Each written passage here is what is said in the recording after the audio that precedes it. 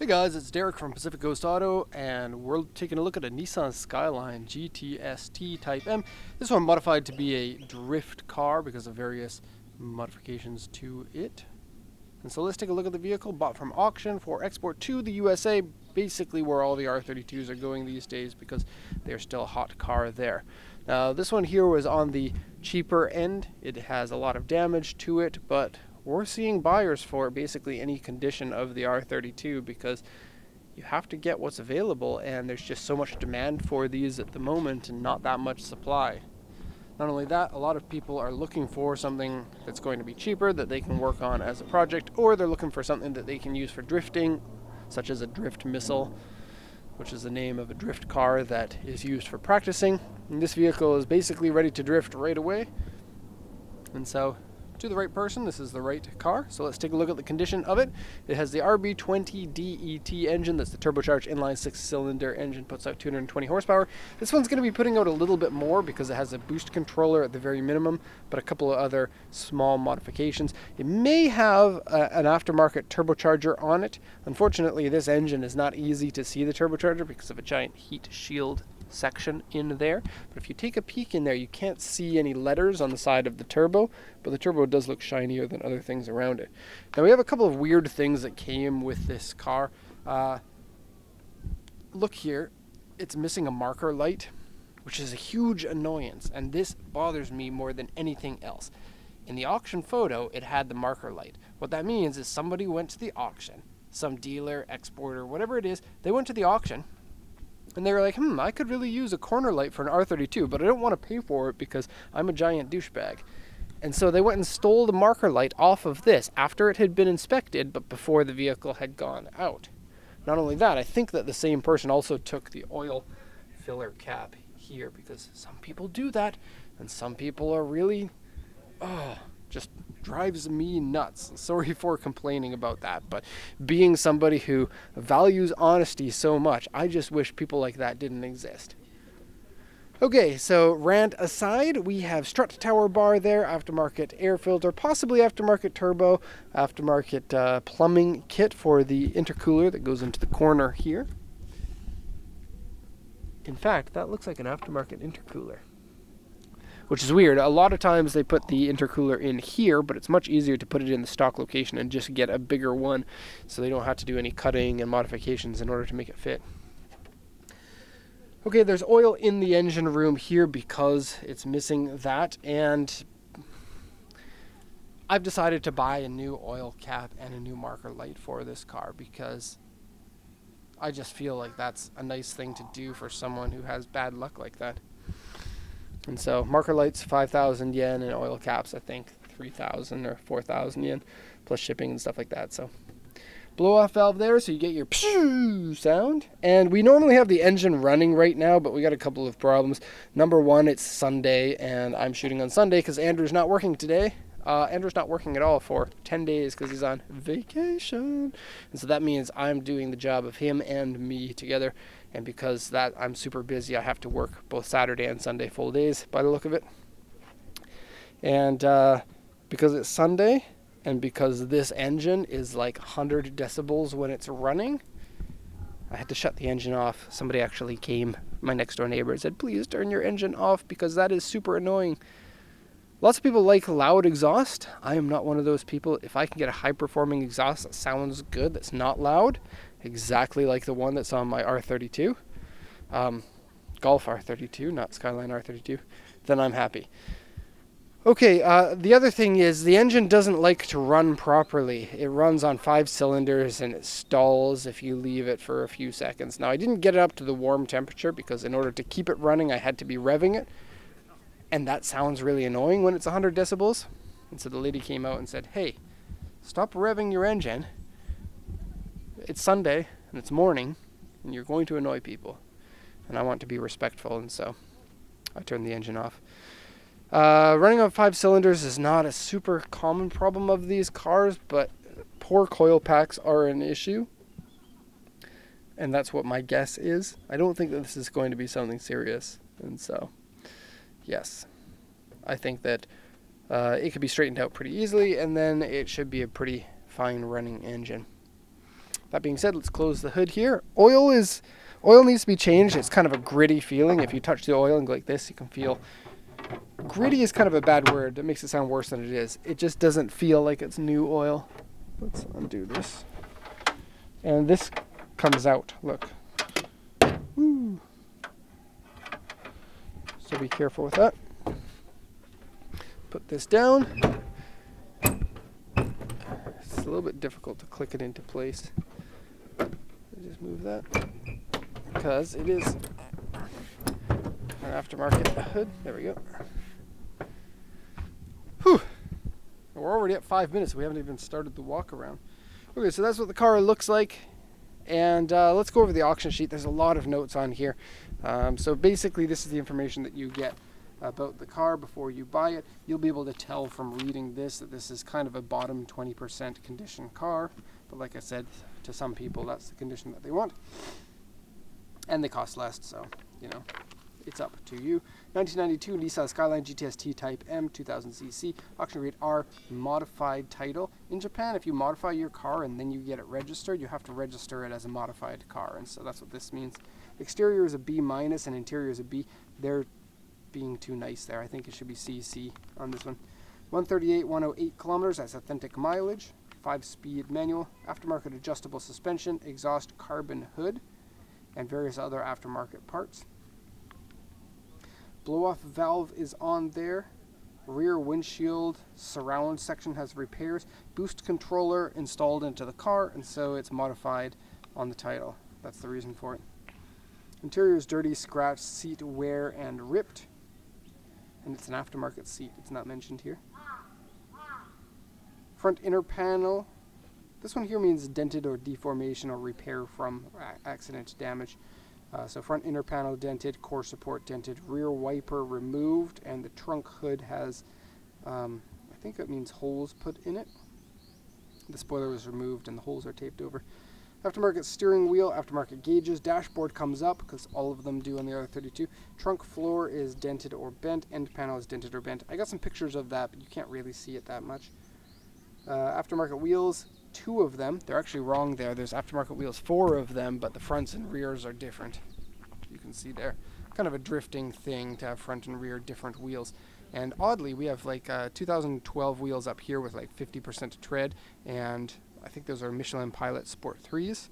And then over here we have like 2002 tires, but they have like 70% tread left on them, and they're a Potenza RE001, I think. Okay, where else are we here? Rear spoiler removed. Headliner is dirty. It's actually very dirty. Looking at here, we have crack on the front bumper, big scratch here, scratch and dent over here, big scratch and dent over here, paint peeling on the roof, and various scratches on the wheels and the door mirrors and on the body, scratches and dents, spare tires missing. Okay, so a lot of things to go over there. Let's do the once around now. This video is going to be a little bit longer than the normal one, so pardon me for that. Now you'll notice that the hood, the carbon fiber hood, it's actually carbon fiber and fiberglass. So the top layer is carbon fiber and then underneath is fiberglass. It's a cool design, but those types of hoods, they always warp over time. And so if you look closely, and I'll zoom in for you to see. Thank you, truck. It's come up a bit. And that's pretty normal on one of those carbon fiber hoods. Okay, rear spoiler removed, black paint. Condition of the body is actually not that bad. It's not that great, but it's not that bad. There are a lot of worse Skylines out there. These are old cars now. They're older than a lot of people who want to buy them. It's weird for people to own cars that are older than themselves. My first car was 10 years older than me. Okay. And so we have some fade on the carbon fiber hood pins that are actually functional. And then we have an intake here that goes to the section where the air filter is. And then that thing The words aren't coming to my mouth right now. Drop vent, there we go. And then another vent over here. Kind of a cool little extra vent. Okay, this one has a sunroof, which is nice to have, because not many of these Skylines do. GTRs never got the sunroof, the GTS-Ts did, and faded on the roof. Plus we have a paint blend line here. And so, aside from the fade here, we've also had paint on this fender at some time, and they painted up to here. And these blend line peeling happens about 5 to 10 years after a repaint, usually.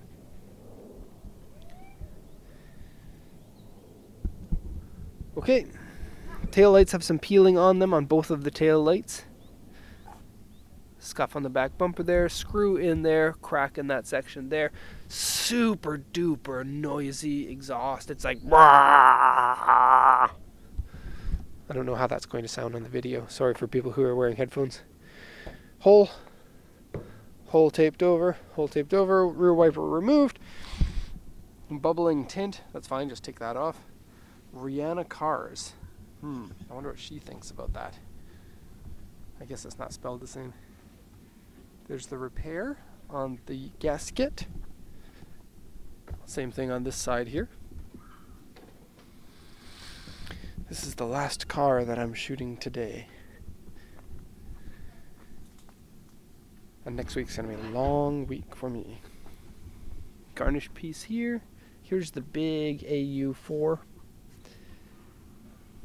And you have a bit of rust down here. And I say this in pretty much all the videos of a lower end Skyline because we have so many people looking for the lower end Skylines instead of the good condition ones. And I say usually when the car is in rough condition, there is a very high chance that you're going to have some things on the auction sheet missed.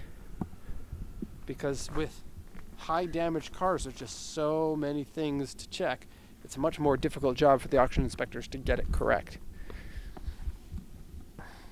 Damage there, and paint damage. You can see it's like spray painted. The crack is, where is that? Here we go. Right there and there. And then paint damage there. Free marker light for you because I feel sorry. And because it's a nice thing to do. There, that goes down a little bit more when you put the hood pin in. See how it flexes. Okay, aftermarket wheels, stock brakes in there. And a little bit of rust on both front ones here where the tires have rubbed. You can see tire damage from where it's rubbed to. How's that suspension? You can't see in there, but it is adjustable. Oh, Zeal is the brand.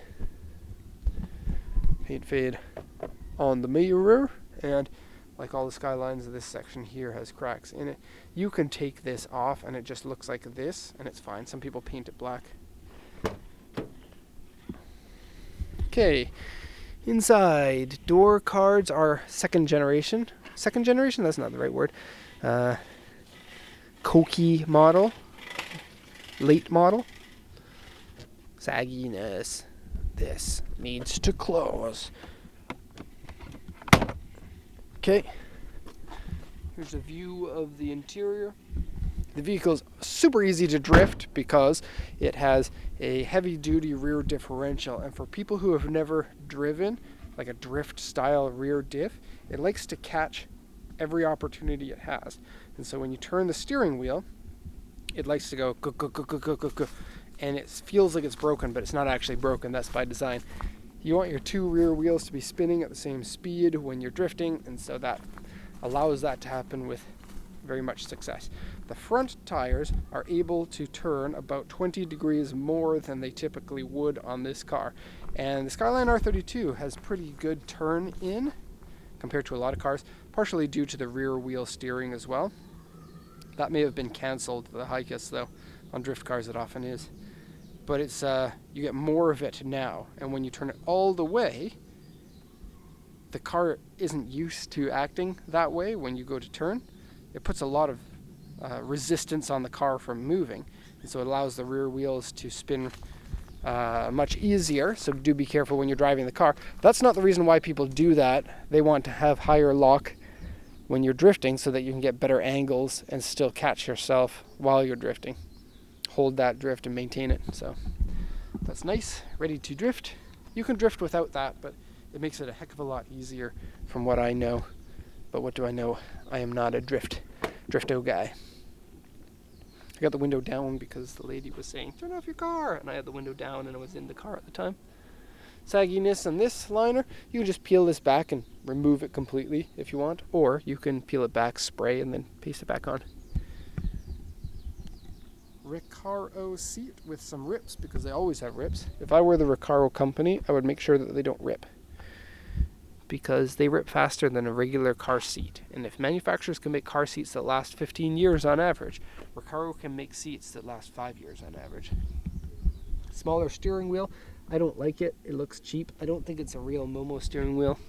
It looks like, it might be a lower end Momo steering wheel, but this section here comes out. The steering wheel is just too flexible, I think, to be an actual Momo. And then a spacer here to bring it closer to you. We got a turbo timer in here. Whoop. And boost controller here. Okay. Extra gauges. You have oil pressure, oil temp, water temp, I think. Deformed dashboard only has slight deformations, and there's no damage to the vents, and so that's lucky. Aftermarket console piece that mimics a carbon fiber look, but it's not set in there properly. The clips on these break really easily, and so it's a shame. Cigarettes. Not delicious. Double din CD player, wear on an original shift knob, spin turn knob. This helps you with your drifting, so you don't have to actually push this down with your thumb. Once you push it down once, it stays down until you, with your thumb that way. Okay, missing floor mat here. Open this. Back seats are fine. And then the super dirty headliner. And the sunroof does work. Power windows works. Power steering is fine. Brakes are fine. Clutch is a little bit difficult to engage because it's like a drift style clutch that engages very quickly and with much gusto. Shifting is good. E-brake works. So mechanically the car isn't bad. That one cylinder misfire and the stalling doesn't seem like a big problem to me. Spare tires missing and a lot of wear to the liner here. This would be a good thing to put on your car. Quiet that down a bit. Okay. That is it.